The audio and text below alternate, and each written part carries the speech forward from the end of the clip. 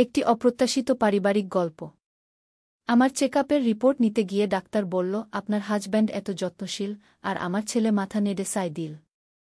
আমার ডায়াবেটিসের চেকআপ ছিল। ছেলে সাথে গেল।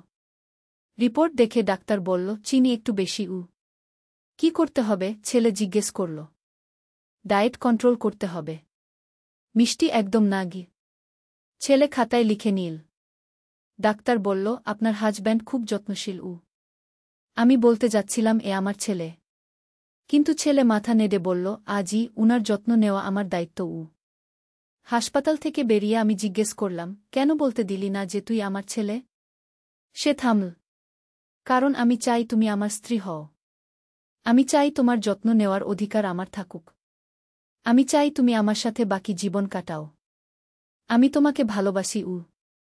তুই কি বলছিস জানিস? জানি। আমি তোমাকে বিয়ের প্রস্তাব দিচ্ছি। চলো আমরা দূরে কোথাও চলে যাই। প্রেসক্রিপশনের কাগজ আমার হাতে কাঁপছিল।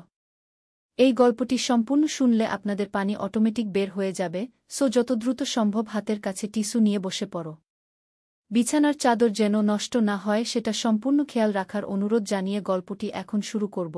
তার আগে সর্বশেষ অনুরোধ, দয়া করে এমন পানি বের করার গল্প নিয়মিত শুনতে আমাদের চ্যানেলটি সকলেই সাবস্ক্রাইব করুন। ধন্যবাদ।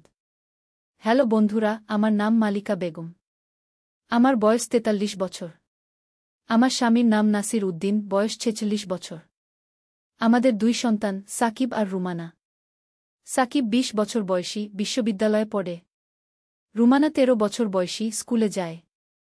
এই ঘটনার পর আমার মনে অদ্ভুত এক চিন্তা এলো। সাকিব যেভাবে কথা বলল তাতে মনে হচ্ছিল যেন সে সত্যিই আমার স্বামী। কিন্তু এটা তো অসম্ভব। সে তো আমার ছেলে। পরদিন সকালে ঘুম থেকে উঠে দেখি সাকিব রান্নাঘরে চা বানাচ্ছে। সে আমার দিকে তাকিয়ে হাসল। মা, তোমার জন্য চিনি ছাড়া চা বানিয়েছি। ধন্যবাদ বাবা। আমি চা নিলাম। মা, আমি বিশ্ববিদ্যালয়ে যাচ্ছি। তুমি ওষুধ খেতে ভুলো না বলে সাকিব চলে গেল। আমি ভাবতে লাগলাম, কাল হাসপাতালে সে এমন কেন বলেছিল? তার আচরণে কিছু অস্বাভাবিক লাগছিল। বিকেলে রুমানা স্কুল থেকে ফিরে এল। সে আমার কাছে এসে বলল, মা, সাকিব ভাই আজকে অনেক অদ্ভুত। কেন বাবা? সে সকালে আমাকে বলল যে তুমি তার স্ত্রী। এটা কি ঠিক? আমার চোখ বড় হয়ে গেল। সাকিব তাহলে সত্যিই এমন কিছু ভাবছে। নাসির উদ্দিন অফিস থেকে ফিরে এল। আমি তাকে সব কিছু বললাম। তিনি বললেন, হয়তো সাকিবের মানসিক কোনো সমস্যা হয়েছে। আমরা একজন ডাক্তারের কাছে নিয়ে যাই। কিন্তু ব্যাপারটা আরও জটিল হয়ে গেল যখন আমি জানতে পারলাম সাকিব তার বন্ধুদের বলেছে যে সে আমাকে ভালোবাসে এবং আমি তার গার্লফ্রেন্ড। আমি সাকিবকে ডেকে বললাম, তুই কি পাগল হয়ে গেছিস? আমি তোর মা।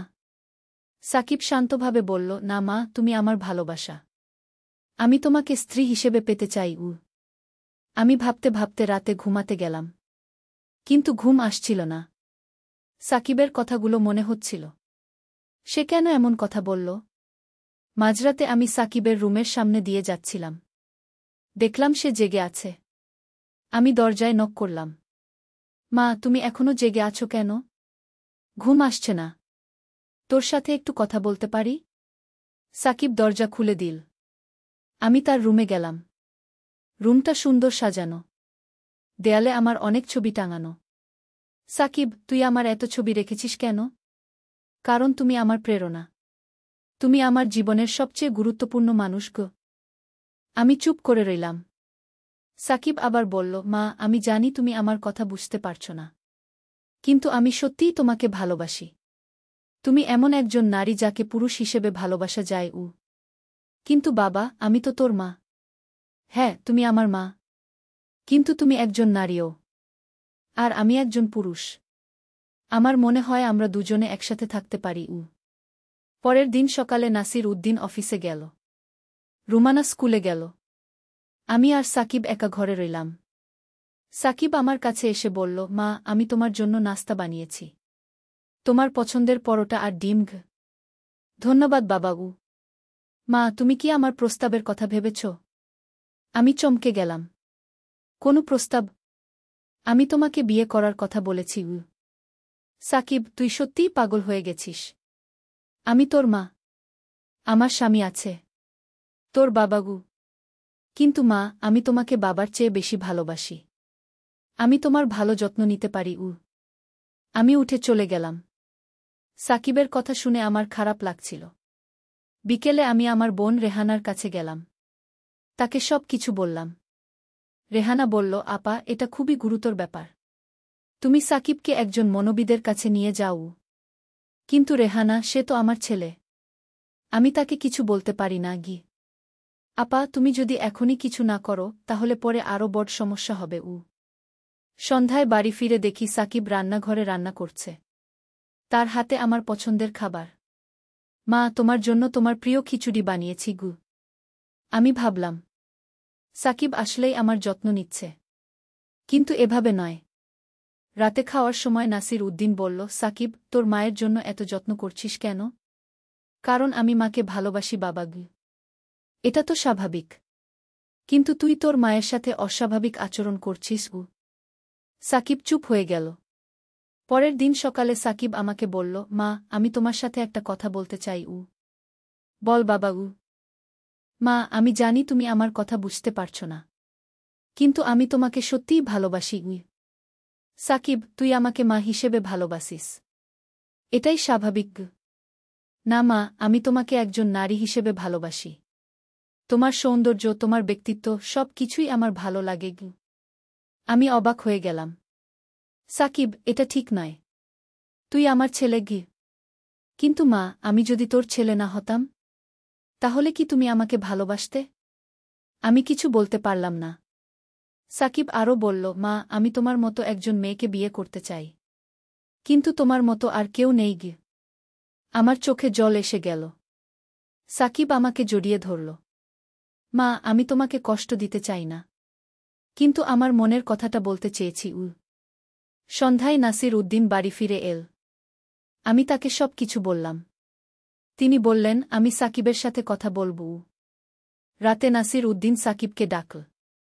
সাকিব, তোর মায়ের সাথে তুই কি করছিস? বাবা, আমি মাকে ভালোবাসি। কিন্তু এভাবে নয় সাকিব। তোর মা তোর জন্ম দিয়েছে। তুই তার সন্তান। জানি বাবা। কিন্তু আমি তাকে একজন নারী হিসেবেও দেখি। নাসির উদ্দিন রেগে গেল। তুই কি পাগল? তোর মায়ের প্রতি এমন ভাবনা রাখতে পারিস না। সাকিব বলল, বাবা, আমি কিছু ভুল করিনি। আমি শুধু আমার মনের কথা বলেছি। পরের দিন সকালে সাকিব আমার কাছে এসে বলল, মা, আমি ভুল করেছি। আমি তোমাকে কষ্ট দিয়েছি। কেন বাবা? কারণ আমি বুঝতে পেরেছি যে তুমি আমার মা। আমি তোমাকে মা হিসেবেই ভালোবাসি। আমি স্বস্তি পেলাম। তুই ঠিক কথা বলেছিস বাবা। কিন্তু মা, আমি এখনও তোমার যত্ন নিতে চাই। তোমার স্বাস্থ্যের দিকে খেয়াল রাখতে চাই। অবশ্যই বাবা। তুই আমার ছেলে। তোর এই যত্ন আমার ভালো লাগে। সাকিব হাসল। মা, আমি তোমাকে একটা কথা বলতে চাই। বল। আমি আসলে তোমাকে একটা বার্তা দিতে চেয়েছিলাম। যে বার্তাটা ছিল, তুমি একজন আদর্শ মা। তোমার মতো মা পেলে যে কোনো সন্তান নিজেকে ভাগ্যবান মনে করবে। আমার চোখে আনন্দের জল এসে গেল। সাকিব, তুই এত বড় কথা বলছিস কেন? কারণ মা, আমি বুঝতে পেরেছি যে পারিবারিক ভালোবাসা সবচেয়ে বড় সম্পদ। আর তুমি আমাদের পরিবারের সবচেয়ে মূল্যবান সদস্য। নাসির উদ্দিন আর রুমানাও এই কথা শুনে খুশি হল। আমরা সবাই একসাথে জড়িয়ে ধরলাম। সাকিব বলল, মা, আমি যা বলেছি তার আসল মানে হচ্ছে, তুমি এমন একজন মহিলা যাকে পেলে যে কোনো পুরুষ নিজেকে ভাগ্যবান মনে করবে। বাবার মতো আমিও তোমার যত্ন নিতে চাই। তোমার ভালোবাসা পেতে চাই। আমি বুঝতে পারলাম সাকিব কত বড় হয়ে গেছে। সে আমার প্রতি তার ভালোবাসা প্রকাশ করেছে একজন পরিণত মানুষের মতো। রুমানা বলল, মা, সাকিব ভাই ঠিকই বলেছে। তুমি সত্যিই অনেক ভালো মা। নাসির উদ্দিন বলল, হ্যাঁ, সাকিব ঠিকই বলেছে। তুমি আমাদের পরিবারের গর্ব।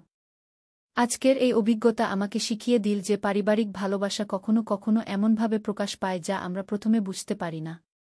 কিন্তু সেই ভালোবাসাই আমাদের শক্তি দেয় আর আমাদের একসাথে রাখে। সাকিব আমাকে বলল, মা, আমি চাই তুমি সুস্থ থাকো। তোমার ডায়াবেটিসের যত্ন নাও। আমরা সবাই তোমার পাশে আছি। ধন্যবাদ বাবা। আমি সাকিবকে জড়িয়ে ধরলাম। এই গল্পটি শুনে আশা করি আপনারাও বুঝতে পেরেছেন যে পরিবারের ভালোবাসা কত গভীর আর কত সুন্দর। কখনো কখনো আমরা আমাদের ভালোবাসা এমনভাবে প্রকাশ করি যা অন্যরা বুঝতে পারে না, কিন্তু শেষ পর্যন্ত পারিবারিক বন্ধনই সবচেয়ে শক্তিশালী। ধন্যবাদ সবাইকে এই গল্প শোনার জন্য।